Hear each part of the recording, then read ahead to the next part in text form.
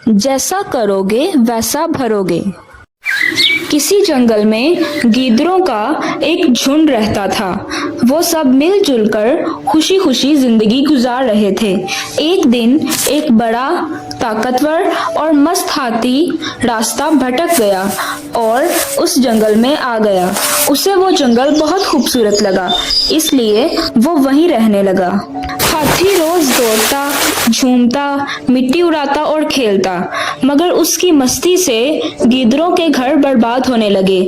जिस जगह वो पांव रखता वहां सब कुछ रौंद जाता। गीदड़ बेचारे कमजोर थे, इसलिए कुछ भी नहीं कर सकते थे। वो रोज उसके जुल्म को चुपचाप सह लेते। आखिरकार गीदड़ों में से एक गीदड़ बोला, भाइयों, हम सब बहुत कमजोर हैं। इस हाथी के सामने हमारी कोई हैसियत नहीं। अगर हमने कुछ ना किया तो वो हमारा पूरा जंगल बर्बाद कर देगा। एक नौजवान गीदड़ बोला, सरदार, आपकी बात बिल्कुल सच है। इस हाथी ने हमारे कई घर तबाह कर दिए हैं। अगर हमने कोई हल ना निकाला तो हमारे बच्चे भी मारे जाएंगे। सरदार बोला, लेकिन सवाल ये है कि हम करें तो करें क्या?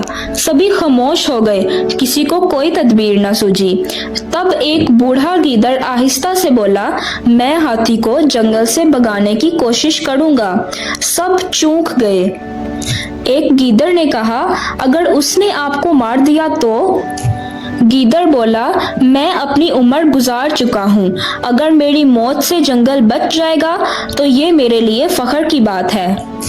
उनमें से एक गीदड़ बोला, लेकिन अगर हम मिलकर उसे मार दें तो हम उस मुसीबत से हमेशा के लिए निजात पा सकते हैं और कई दिनों का खाना भी मिल जाएगा। सब हैरान हो गए और इजाजत दे दी।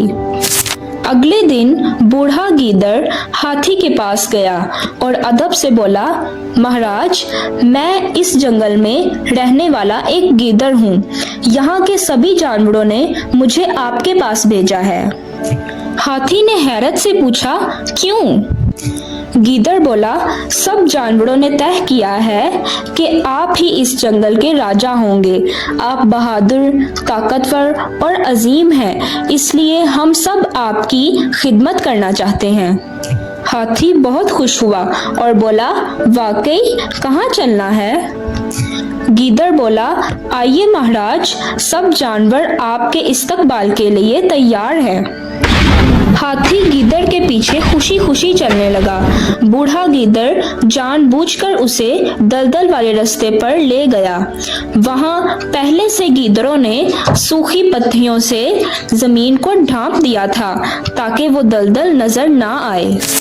हाथी जैसे ही वहां पहुंचा, उसका पांव दलदल में धंस गया।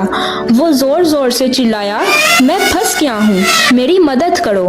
बूढ़ा गीदड़ बोला, महाराज, यही तो हमारा मंसूबा था।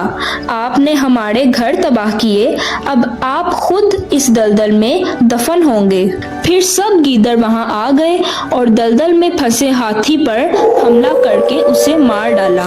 इस कहानी से हमें ये सबक मिलता है कि अकल और दानाई से बड़ा दुश्मन भी शिकस्त खा सकता है। ताकत सब कुछ नहीं, असल ताकत दिमाग की होती है।